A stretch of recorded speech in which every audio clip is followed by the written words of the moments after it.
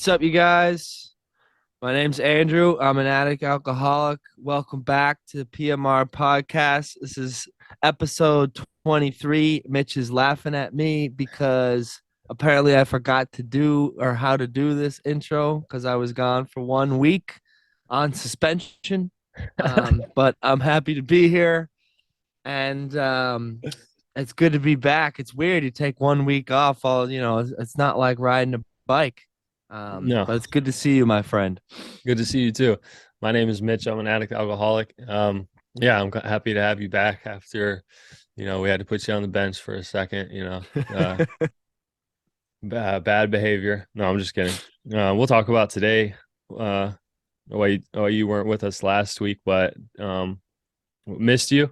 And leading up to this episode, I was super excited to have you back and get back to the regular scheduled programming. But to speak on the episode with Peyton, that one was awesome. Peyton's a good friend of mine. I've known him for coming up on 10 years, which is insane. It's crazy how fast that goes. And I can't believe I'm one of the people that said something like that. I was always resented when people said how fast time goes. But Mm. Peyton is a brilliant, I always knew from jump he was a very smart person. And I remember an example I wish I said on the podcast. We were going to training trip one summer, or not one summer, one winter, and we were on the bus. It's like a 23-hour bus ride. Everyone's on their Netflix or sleeping or reading a book, and he had I think it's the MCAT, whatever test is for medical school. He had MCAT flashcards, and he was just ripping them. And he'd be like, "Hey, Mitch, quiz me," and he just nailed every single one, no problem. He just ripped flashcards for 23 hours. Like the kid's just ready to go. The man, really. But yeah, that episode was awesome. It was very informative, and I learned a lot. And I was even more excited because I've been working with so many veterans. So to speak with an active service member and an active service member that's servicing other service members was an interesting perspective and very informative. Yeah, and it was cool for me. I missed the episode, and I'm not wasn't too I wasn't obviously happy about having to miss it, right? But life comes up, and we have to respond accordingly. But it was a cool perspective for me to like having been a part of this podcast and just having every week we get on Zoom and we chop it up for an hour, um like being in a totally different perspective, you know kind of be just being an audience member. um I know, like, I have a tough time listening like to myself talk. So I have a tough time like even listening, when you send the audio and you send the video, and after Steve-O is like edited and chopped it down, and I when I listen, I'm always like cringing, like, oh God, I hate the sound of my voice and everything. And it was actually kind of nice to be able to listen to, you know, our podcast, but be like a true audience member, and not have really any idea where it was going. And um, again, like you said, I love having guests on, because when it's you and I, like it feels like a meeting, and we've talked about this, but something about having guests on, like, obviously I learn something from you every single time we do this, but to like a new perspective is so cool to have. um and that's just a life experience that I've never really even thought of. Like his like Peyton's life and Peyton's experiences is just something that is so beyond my realm of experience. And to see that all tied back to like what we're experiencing in our lives and addiction and alcoholism is, I don't know, it's a really, really special episode. So I was jealous, but I also felt, pretty grateful that I was able to listen as an audience member. But that kind of rolls us into today, this episode. And I'll let you speak a little bit on it, but I in fact was not suspended from the PMR podcast this past week. I was actually in it's actually in Minnesota, which is a highly underrated state, if I may say so. But I just got to plug Minnesota whenever I can. But I was in Minnesota with family for a funeral and for services for my grandmother. And she passed away. I don't know, probably 2.5 weeks ago. And yeah, I was there for 5 days. Helping with arrangements and just being there with my family and so yeah, it was hard for me to it was just it was one thing to like kind of blow up my routine and be missing work and everything, but it was hard for me to also like because I'm a prideful individual and and when you and I started to do this, and we got in a rhythm, I was like, damn man, like every week we're going to be hitting this thing. Like it's and kind of being presented with a situation where it's like, all right, well, this is probably going to be next to impossible for me to try to, you know, take the time and record with you. It was kind of gut wrenching. I was like, gosh, like I was pissed. Um because I'm like I'm egotistical and everything else, but I was like, I'm above that. I'm a creature of habit. And when I have a routine that's working, I'm like, I want to stick to it. So, that with that, being fresh in my mind and kind of being a subject that I've been mulling over for the last week or so, Mitch and I, we kind of thought it'd be cool to just like talk about, how we deal with loss. And not even beyond death too. And I'm gonna like I think you should speak on that. Because I kind of came into this episode thinking we're just going to be talking about death and it's going to be mad, morbid, and everything else. But there's a lot of loss in our lives beyond that. You got to kind of explain that because I think you did a way better job than I did leading up to this. Yeah. Well, speaking on what you were talking about in the beginning there, uh, I did miss doing it with you, and I was worried for you, bro. I think that you're a very good friend of mine at this point, and have been for a while, not just at this point. And I was uh hesitant, like I was trying to check on you, and but also not try to be that person that's always like, hey, you okay, you okay, you okay, but I was worried for you and your family. And uh uh I sent you a text like, I was praying for you, which is not something that I think I've ever really sent anything like that. And when people used to send me that, I'd be like, oh, that's nice. But I did, bro. And yeah, I felt for you and the family. And I would imagine that, you would do the same thing for me. And yeah, I just wish I could have been there in more of like a physical way.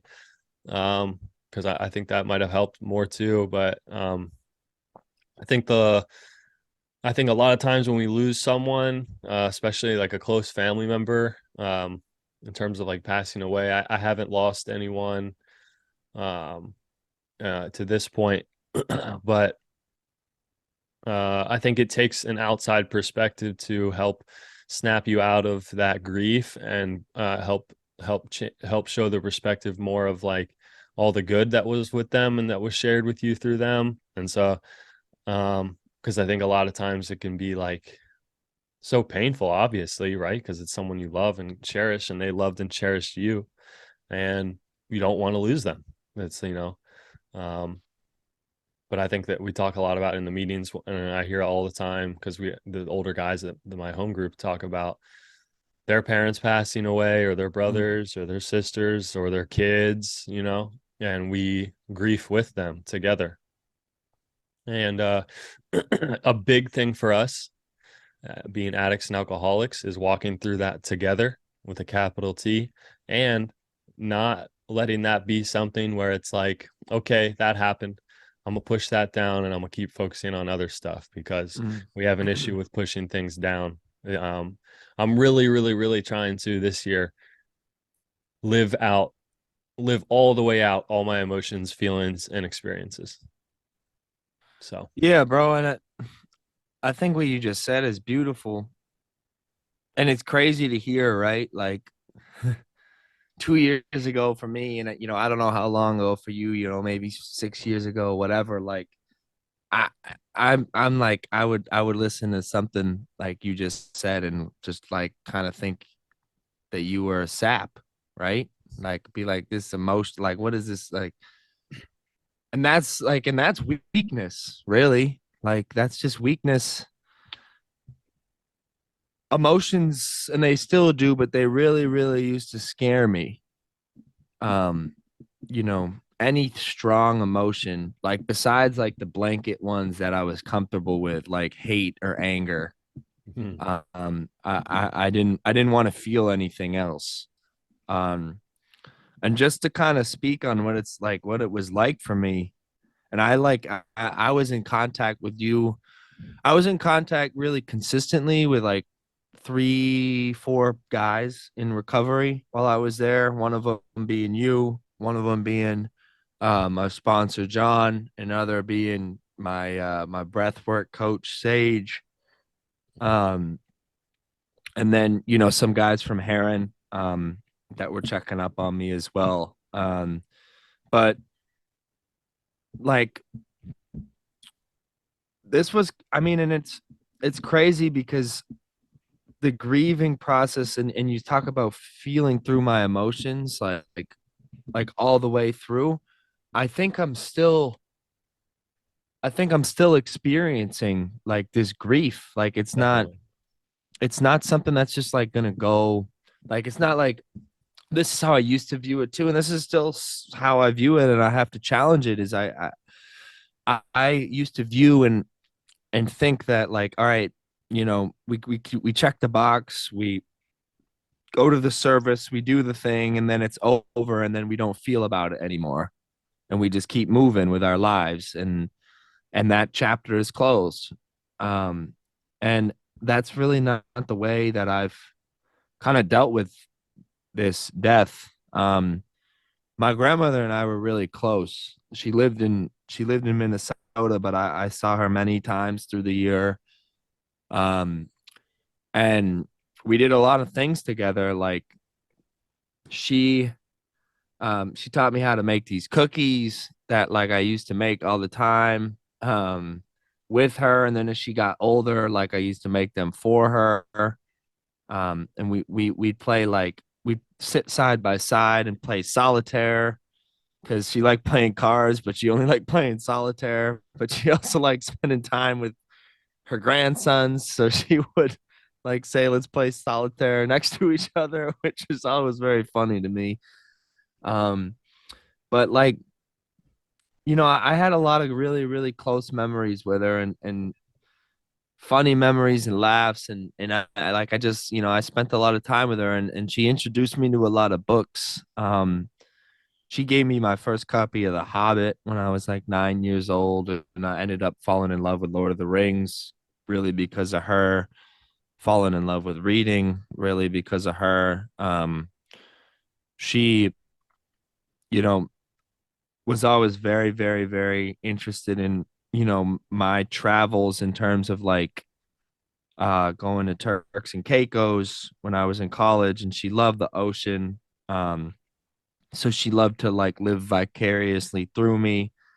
When her eyesight started to go and I couldn't really show her pictures anymore, we would just describe, what I had seen, and we'd have long phone calls talking about, the stuff that I was seeing down there and the coral reefs and all the, the beautiful wildlife and everything else. And so her and I got along on a lot of levels. And I think one of the most powerful levels is that she was, in her own way, she struggled with addiction.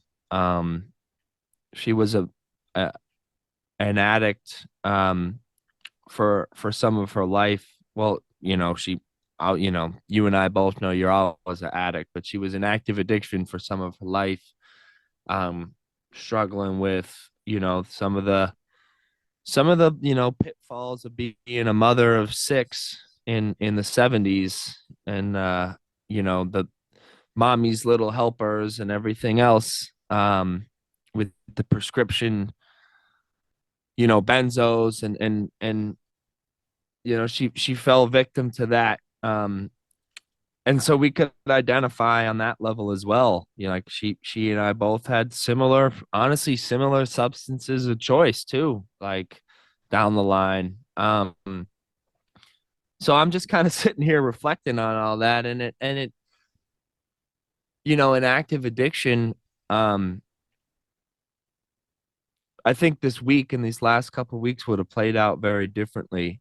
Um, I was actually able to get on the phone with her, um, when she was in hospice, a couple of weeks ago, and spoke with her, and told her, I loved her, and I was going to be around for her, and I kind of talked to her about having her come come to the Caribbean with me, which was obviously definitely not going to happen at that point.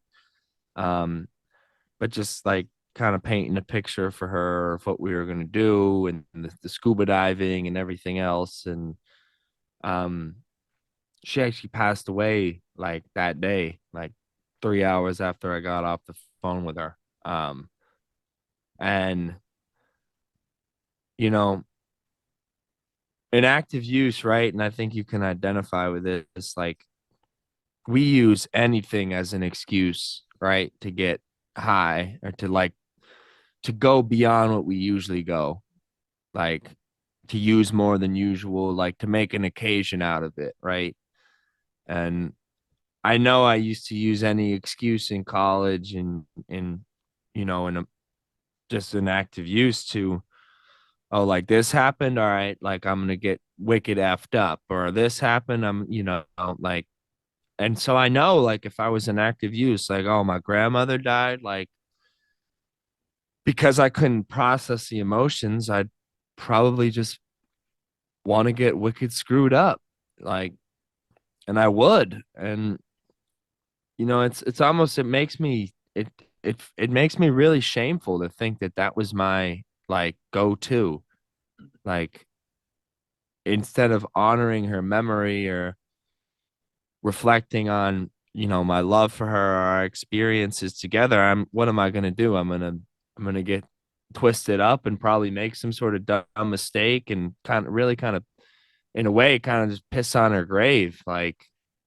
totally act out of character, and be a complete liability, because I can't process emotions, and I don't want to deal with how I'm feeling. And instead, I was able to be there, um, for some of the family who were really taking it hard. Obviously, it being my mom's mom. My mom was really, it's her mother. She was very, very, very sad, still very, very sad. Um and all of her siblings, all of, my grandmother has, 6 kids. Um they're all very, very sad. Um but I was really grateful that I was able, like, I was present.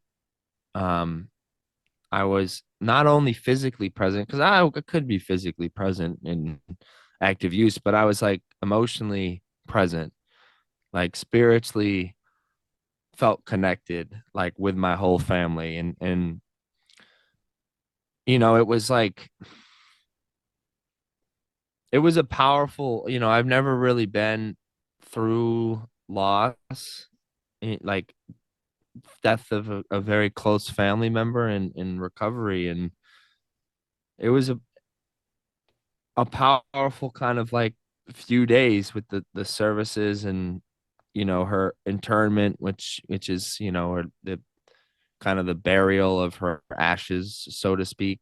And that service was a very, like, intimate, family, immediate family only. So, the 6 kids, and all of their, you know, spouses and children as well. And um, you know, I like I cried for the first time in a while, and like didn't feel like I was masking anything, right? Or that like you ever feel like in a sad situation, whether in active use or not, like where you should be crying, but you're not, and you're like, fuck, like am I like emotionless? And I, you know, I didn't even really have to struggle with that. Like I just, you know, I cried, and then and when I stopped crying, I was like, all right, well, that's okay. Like I'm living out, you know, my this is my authentic experience, and that's okay. Like because I know I'm in my right mind right now.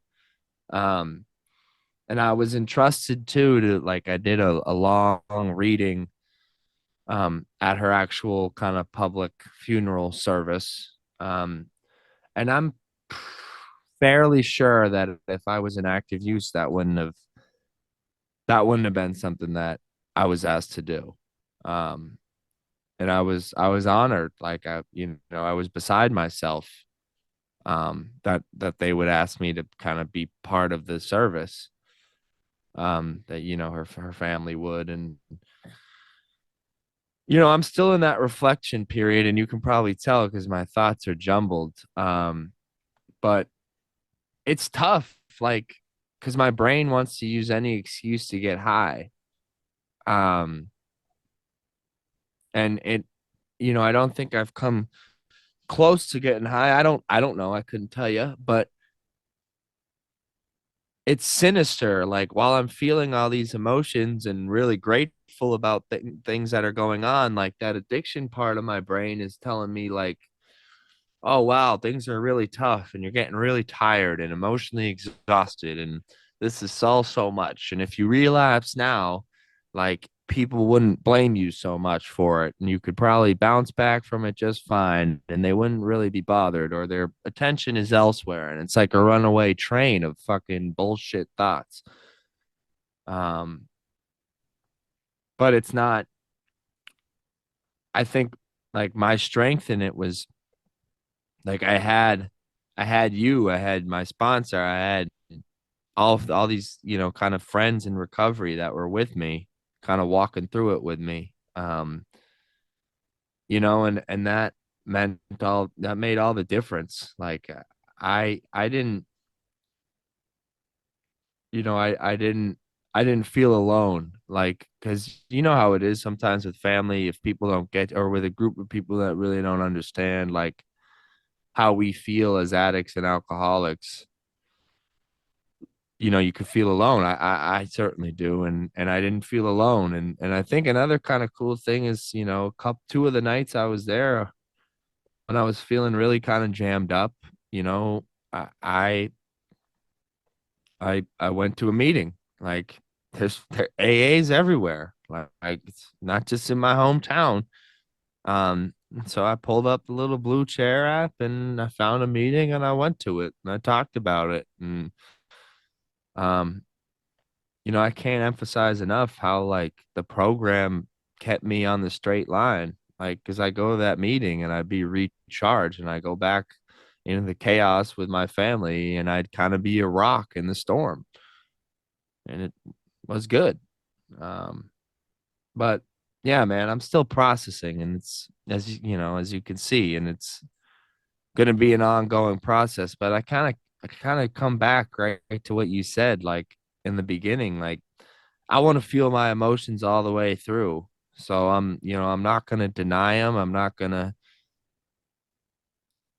to, you know, close the chapter and be like, all right, you know, that whole grieving period about, you know, my nana is over and I'm going to move on and go on with my regular routine. Like if I have stuff that I need to process and feel, then I'm going to try to feel it all the way through. But Yeah.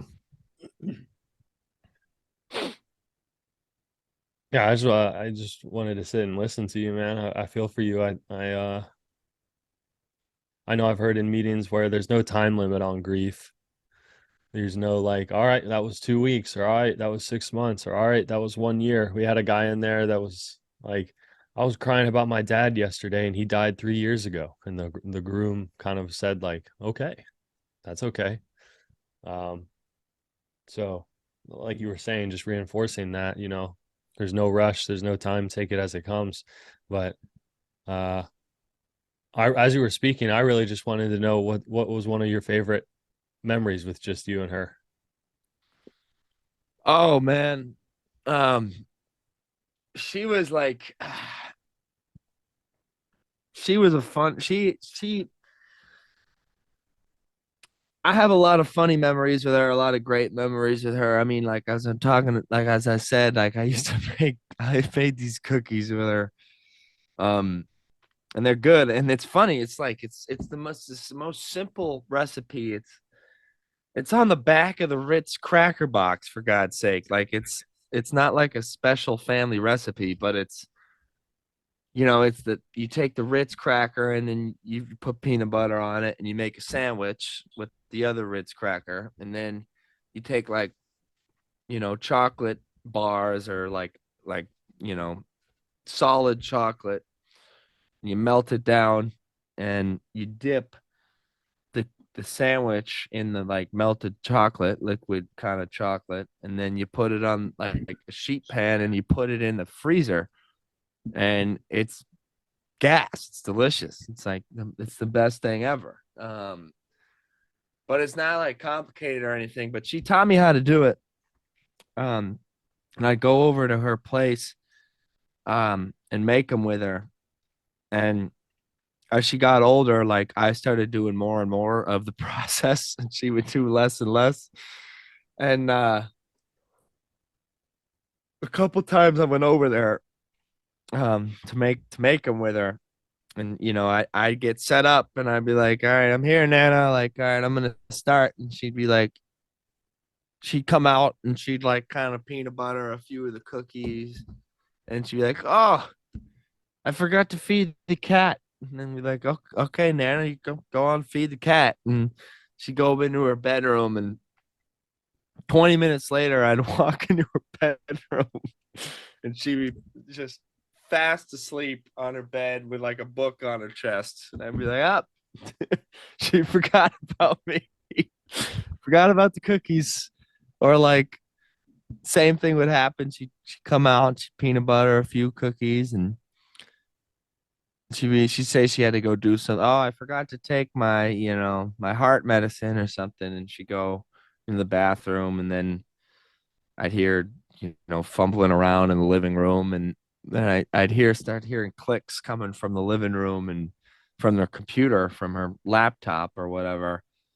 And I would just walk back there, and she's playing solitaire on her computer. And I'm like, hey, what the heck? Like, are you gonna help me or what? And she also had like a very, especially in her last like 10 years, she had trouble hearing. And so she'd kind of hear things that weren't actually said, or she'd like mishear stuff and then very loudly like say the wrong thing as she's asking like, what the hell did that person just say? And we were in church, and this guy was the guy was giving a sermon. And he says something, and she thought, she thought he said something else, and he's saying the sermon, and then he pauses for like dramatic effect, so it's dead quiet in the whole cathedral.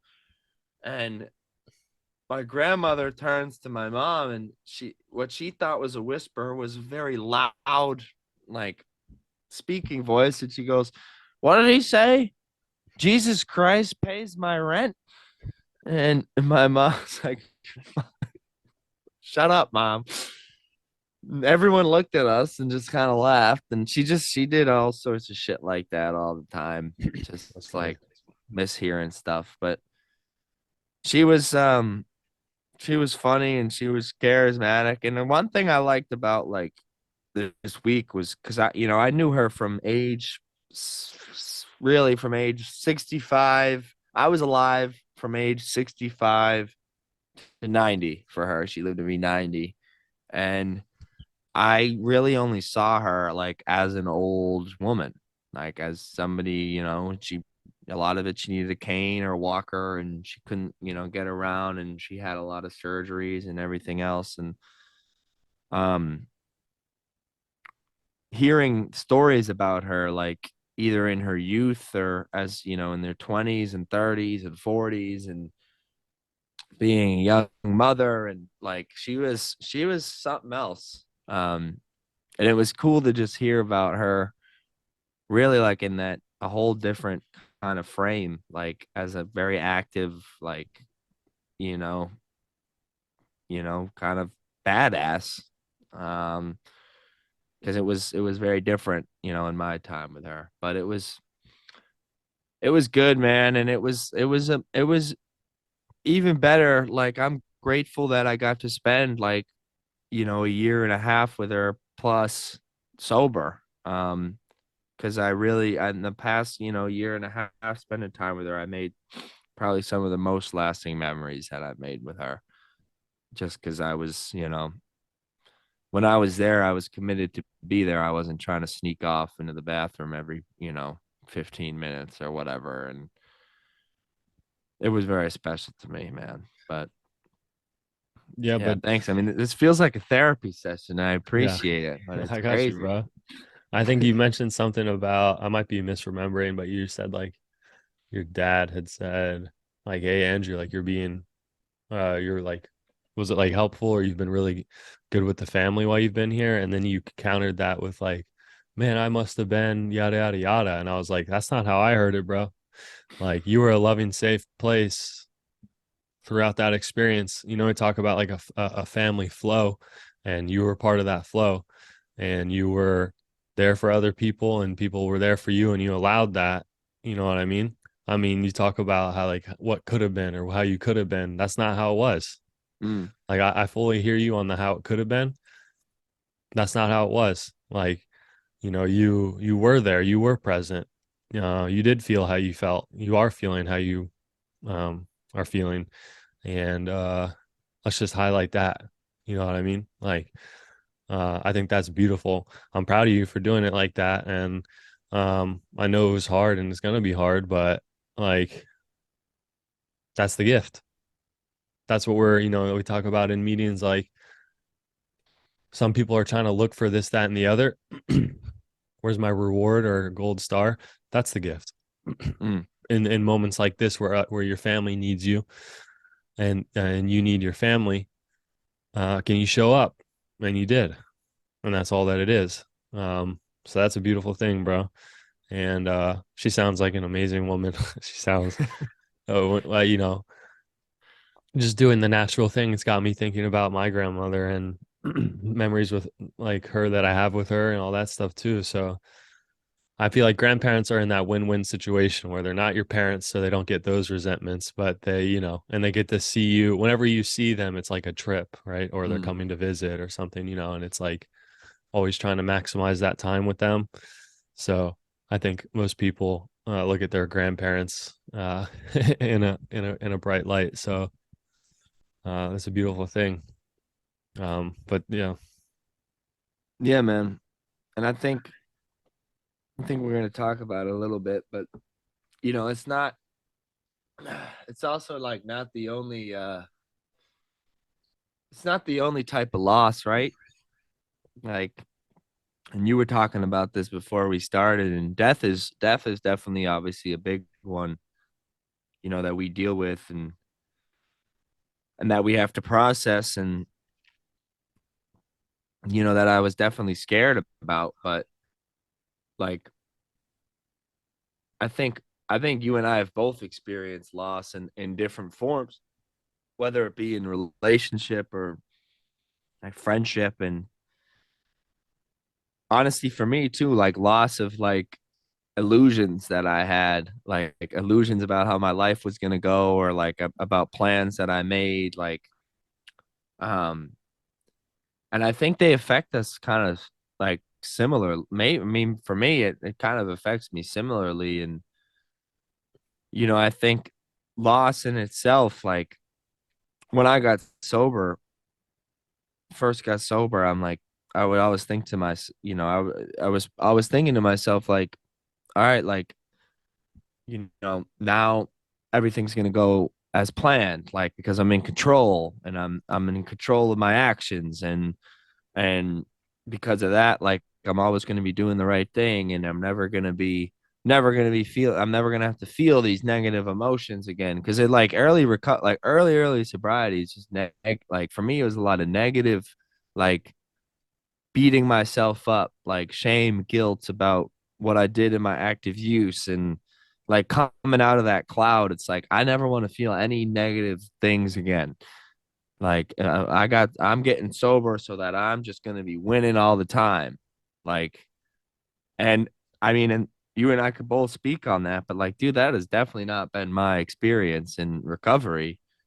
Um, and I think, I mean, I'd love to hear from you, like, some of the things that you may have lost or that, you know, whether it be like goals or perceptions of life or like friendships or relationships and how like because for me, most of the time after that, like it's a period of depression and a period of me feeling like, damn, either I was wronged or like I always even have that like existential moment of like, why am I even doing this? Like, why am I staying sober if like I'm just gonna keep losing? And usually there's a lesson in every single one of those. Like, so I'd be curious to hear for you kind of how that's gone in these 6 years. Yeah, there's always a lesson. I'll tell you that. It's just if we want to fucking acknowledge it or not. uh, I know that much. Yeah. Loss. I mean, like I said, I haven't had any. I mean, I've lost family wise. I've gained relationships back. No one has passed away to this point. Um, but friendships and friends in recovery. I've had friends that have OD'd and died, and I've had friends, car accident. But breaking it down all the way to like relationships and stuff, I think there's a part of us that, um, I think we're really sensitive people, addicts and alcoholics. We feel deeply, and Mm-hmm. because of that, it gives us a green light to feel deeply in every direction. And I think Mm-hmm. that for me, you know, if someone were to pass away on me, I would take that personally.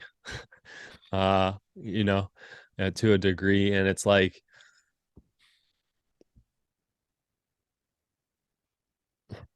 I think what I'm trying to say is like that having relationships that are more even, because we have these relationships built up in our head that is like potentially much different than what it is. And when we lose people too, if we're attached to them in a certain unhealthy way, potentially, friends or whatever that might be, I think that the loss of that, where the loss of that could be more detrimental than it probably should be. I think Mm-hmm. um we talk about a lot, like we're trying to like even ourselves out, kind of trying to get into a base area. And like, like with your grandmother, you could, whereas you might have been down, but you were not, you weren't like so down that you couldn't stand up, you know what I mean? Or so, or definitely not the other way. So um mm, I don't know. I mean, I'm kind of thinking like right now, and I had this conversation um with my one of my mentors, Sage. Yesterday I was on the phone with him and we were talking about energy, like energy drains. And I was telling him that like lately I've been low energy. Like I've been waking up later. I've had less. I mean, you know this too because I've been venting to you. Like I've had less drive to go to the gym. Um, I just I feel like I've been lazy, lazy sack of shit. And um, first of all, he said to me, "Are you sober?" I said, "Yes." He said, "You haven't used?" I said, "No, I haven't used." He said, "All right, then stop feeling sorry for yourself." Like he said, "That's the only goal that we have here on a day-to-day basis right now." Well, you, And what? I was gonna say, I love that you just said that, but it snapped me out of what I was just in there for a second. Because, bro, that energy thing and like the feeling low and how we get down on ourselves. I watched this video that I sent you yesterday. It's a fucking Mm-hmm. long video, and I know they're kind of monotonous, but it's like these old videos from 10 years ago, these like AAOGs, bro, like talking about some real gangsters. And like this dude was on fire, bro. And talking about like morbid reflection and shit like that. And oh, I don't feel well.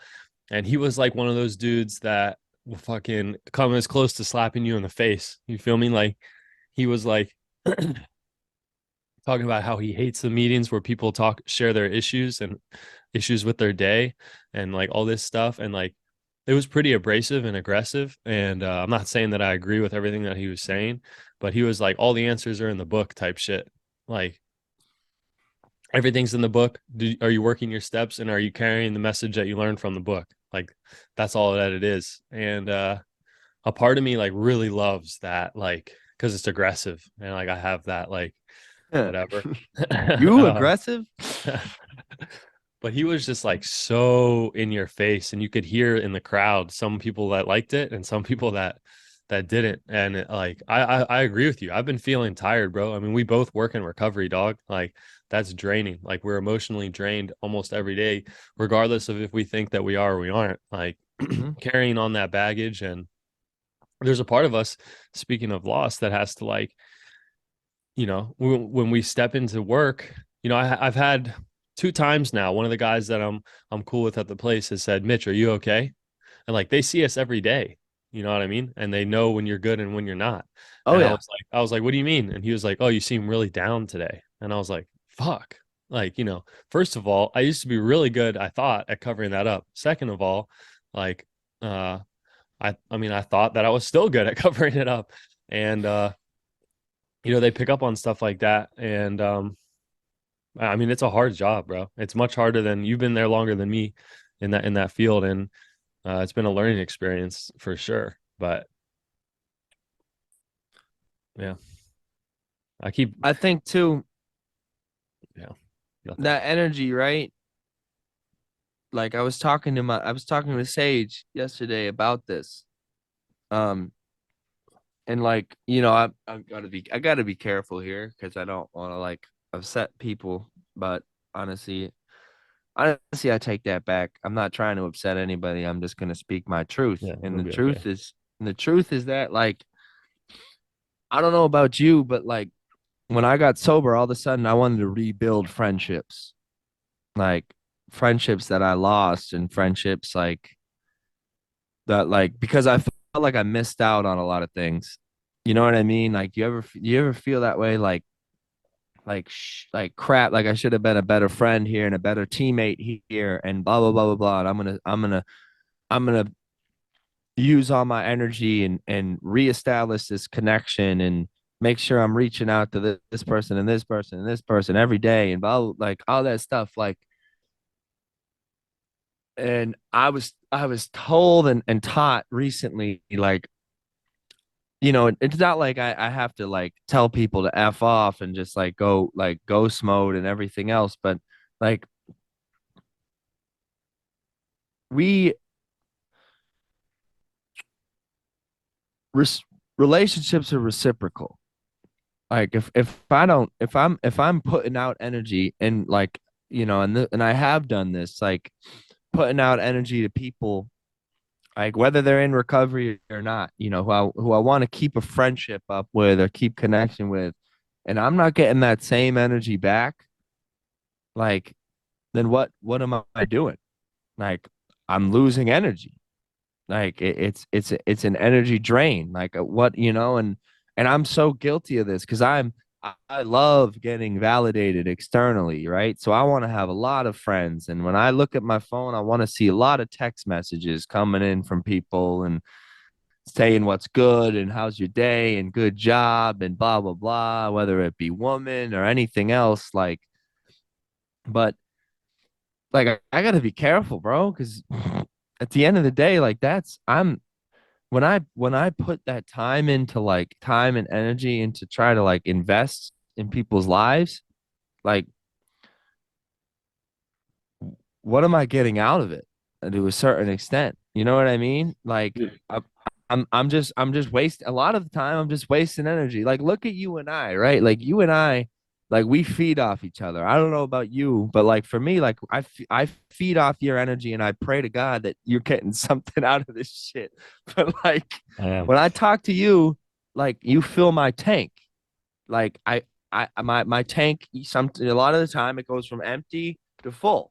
Like all right, like part of the reason is because we're both competitive as shit, but the other reason is because we're both on this mission together, and it feels good to have somebody who's like who our energy is moving the same way. Like, and when I talk about loss and loss of friendship, like what I'm saying is not that I'm a saint, because I've done a lot of people wrong, and a lot of the loss that, of friendships or relationships, most of the loss really has because Andrew has been doing the wrong thing. Hmm. But currently where I'm at is if I want to build lasting friendships, like bro, I need a tight circle, not a big circle. Like I need a few people who are ride or fucking die with me. Like not not some guys who like I'm gonna check in with like, once a year and wish them a Merry Christmas. Like, and that's fine, but like those aren't the people that I need to invest my like that I should be investing time and energy in. And I might be sounding like a dick right now, but like that's the type of loss that I've been dealing with lately. Cause Mm. like I don't know about you, but it grieves me like to be like, oh man, this dude, like we used to be friends and now we're not talking and blah blah blah. But the thing that I always forget is that things change. Like I've changed, like and other people have changed, like, and that's okay. But but pouring my energy into things is that no longer really exists. Like it's I mean it exhausts me, like Bro, in the same way like that our jobs exhaust us, like pouring energy into things that we're not gonna be able to feel like that energy return to us is dangerous. yeah, bro, for me too, it's not even, I don't even fucking really, sometimes I don't even really fucking want the energy back. That's not true. I want it back, but I might not, I might spur the conversation, get the energy back, and then be like, I'm good. Like Mm-hmm. that's all I needed that for, bro. Like it's fucked up. That validation thing for me too is huge, bro. Like for me, I always felt as a young boy invalidated. I grew up without a father, and I didn't, my mother and I had uh, a relationship where even if she would tell me she was proud and shit or like whatever, I would be like, that's not enough. I'm not getting that from what I need to get it from in terms of like a male role model and shit. And so like for me, bro, like I've I've I've really started to realize my need for to be complete, keep it a stack, like almost consistent validation, like Mm-hmm. consistently, Mitch, you're like, I see you doing that, good. I see you're doing that, good. I see you're doing that, good. And whether it's from like relationships or friends and shit like that, I feel you. And when you lose something that was consistently validating you, then for me, I have this reaction of kind of like, like when the air gets let out of a fucking balloon. I mean, bro, that's how I feel when it comes to losing specific people that I looked to for specific validation. Like Mm-hmm. I kind of just spiral out, because I used to have, and I still have this complex where I had like all these role models in a line that all kind of either left or like did me dirty or whatever it was for multiple years growing up that I looked at as like a role model. And so when I get a hint from someone, or when I get an idea of someone leaving or whatever, because I have this like preparation for, I know it's coming, I know it's coming, I know it's coming, then I can point to that and be like, knew it, you know, basically flip you off and be like, I knew you never meant anything you said. I knew this, I knew that, and fuck you, and box it away and throw it away. And I don't throw it, I don't actually throw away. I just push it down. Mm. I lose the experience to honor that experience, in terms of loss, which is what we should be doing. And I fail to see my part in it. And so that's something I'm glad you said that, because I'm like really trying to get to a place, and I am a confident person and I am like proud of the things I do. But because the nature of recovery and shit, we basically take a smaller and smaller microscope to everything as we go. And so like I'm really getting down into that validation shit, and losing people that I feel like validate me is painful, and family members, that validates you when they leave. It's like, well, where am I going to get that from now? You feel me? So I can Mm-hmm. understand that too. It's like, uh it's hard. Like, you brought the idea of people coming and going in your life too, and being okay with that, and understanding like the natural progression of that too. I think we're just starting to see that. I feel like at our age, it's like high school friends, there's guys that you haven't talked to in a long time. All right, that's cool. But now I think we're starting to get to the point where like maybe some homies that you had in college and shit, Mm-hmm. that maybe you thought you were homies with more so than you were, or they thought you were, might be slipping away too. And it's like you were saying, the condensing of that circle, um, just starts to happen naturally, bro. Everyone's got something. I really learned a long time ago is everyone's got their own shit, bro. It is not just the Mitch and Andrew show. Everyone, Right. just because they're not coming to you anymore doesn't mean that they don't fuck with you. Maybe they fucking are living their life. Isn't that wild too though? Like that's immediately where my head goes though. Like when Yeah, people aren't when people stop responding, or when people like are no longer like, you know, constantly in communication, or it feels like the friendship is falling off, I'm immediately like, man, this guy like hates me. Like I take it personally. right. Like whereas like you just said, people got their own stuff going on. Like Yeah, it's not just you and I who got problems, bro. Like, and that's right. the crazy. And I'm like, but my head, I don't recognize that. Like immediately, I take it personally. That's one of my biggest issues. And Well, speaking on that real quick, one of my biggest regrets, and on some of my, not regret, well, yeah, it is.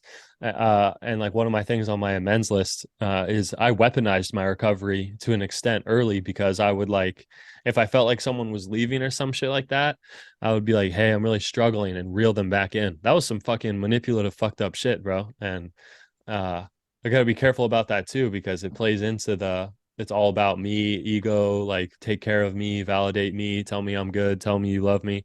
mm, And if I'm not getting that, and that person for good reason has distanced themselves from me, and I reel them back in on some, I'm in recovery, please take care of me shit, that can get pretty fucked up. And I've done that. And there's some people that will be hearing from me at some point. But you know what I mean? It's like it's all growth, and mm, loss mm. is part of growth. Loss and loss. Like somebody told me this too. Like it's okay to grieve and like have emotions, similar emotions, like to somebody passing away, when like when a friendship ends or when a relationship ends. And for a long time, I used to kind of think like that wasn't the case, and I used to try to replace all the time.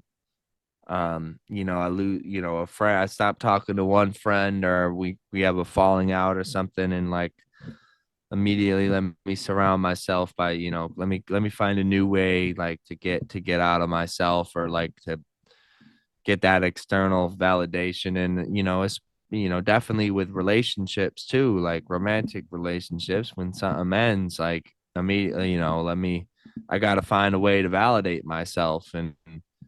Um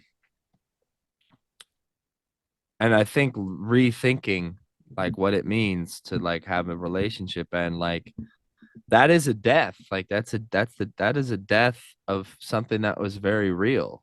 Like, and it's like when you think about it, like, for instance, for example, like, when my grandmother died, it's like, my thought was not like, all right, how am I going to Hmm. replace this, my grandma? Like, no, like it's like, oh, all right, that's going to be an empty spot for a little while. And like that's okay.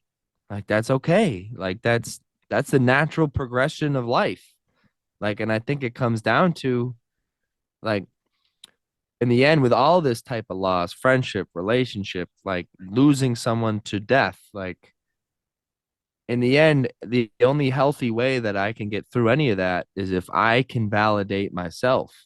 Like if I can look at my own experience and be like, it's enough. Like you were saying earlier with death, like to look at my own experience and to not beat myself up for grieving or for waking up late or being emotionally exhausted. Like it's okay. Yeah. Like, and that's the same thing with any type of loss, I think, Yeah, I think so. you know? Yeah. But it's like the on that too, it's like it's interesting to me that whenever we lose someone, whether it's death or a relationship or a friendship, how fast does it turn into like, well, what did I do? Or why did I, or how can I find someone to replace that? Or how can I like that idea of turning it back into our fault, or I hope people reach out to me and like Mm. tell me like that they love me and shit. And like, why can't you just grieve for that person? That's more specific to death, I guess. But um, Yeah, but it's applicable to relationship too, you, man. Like, well, you know what I like, think it is too. I think it is too is like, and this is more relationship based, but it's like, did they leave on my accord? Did I end it? Did I say you can go now? Like on some fucked up shit. Like, and even then, it's like when it like some people just gotta go. Like they want to leave, you want to leave, and I feel like to a certain extent that control piece plays such a heavy role when it comes into relationships with us and losing them, because we want to be the judge and jury, on like coming if you're coming in or leaving our lives, you know what I mean? mm-hmm, And like you were saying, and like you set an example for your family with your grandmother's passing, like just sit down and let it happen as it's going to happen. Like just let it flow. Be that family flow. Apply that shit to your fucking normal relationships, and the people that want to be around you and be with you will flow in, and if it's time for them to go, they'll flow out. You feel me? So I mean, that's some Jedi stuff, but yeah, bro. I'm it's about to true. say you've become enlightened. You've become enlightened during The this flow. session here. You're talking about flowing. You're like a Taoist Buddhist, man. Like you're on some Swami shit out here. Yeah, Holy yeah. crap. But Oh my goodness. loss does suck, though. That's true. It doesn't change the It's true. fact that it sucks, man. Right. Yeah, just straight up. We put a lot of words to it, but that's the best sentence for it. Doesn't change the fact that it sucks. Yeah. But that's okay. And life isn't always gonna be pretty and full of rainbows and unicorns while we're in Yeah. this sobriety shit. Yeah. What's the growth that comes on the other side? You know what I mean? Like you were Mm-hmm. saying, there's always a flip to it, which I love. It's always Mm-hmm. something to be learned off of everything. But I think it was good. Good episode 23. It's good to be off of suspension, you know. Suspended without pay. this is like Michael Jordan when he went and played in the MLB, bro. And yeah, no, I don't have an ego. No, I'm comparing myself to Michael Jordan, but I don't have an ego though. But what I'm saying is like I'm just like Michael Jordan when he went and played in the MLB and nobody really knew why he went and played in the MLB. But people think it's because he was gambling on games. Hypothetically, But no, but I'm I happy gotta to have you say back. like it feels real good to be back and I don't want to miss another week, man. But that's, I mean, like life is life, but I don't want to miss another week because Yeah, I I'm a was gonna say creature of routine. maybe I'll get suspended, bro. We'll see. Who knows? Maybe it'll be just you someday. Probably will. Nope. It happens. Yeah. Yeah, buddy. Thank you for coming on for real. Thank you for coming on and sharing that with us and sharing that with me. Um, that meant a lot to me, especially in that opening segment. Just listening to you, she sounds like she was a beautiful woman and a very impactful person in your family's life. So I'm glad that we got to talk about it in kind of a therapeutic and cherish her in that way too. Yeah, man. I appreciate you being there for me again. It gets wilder every week that like I have never met you, I and know. yet I'm like out here like about to cry, like talking about my grandmother. So yeah, I This can't summer is thank you gonna enough, happen. man. Can't thank you enough. Of course, brother. Well, thank you all for tuning in to episode 23. Speaking of Jordan, and love you, bro. Tell your family and all them I said was good. Love them, Stevo. Appreciate you, and we will keep coming back. I'll keep coming back. I love you, bro. Thank you.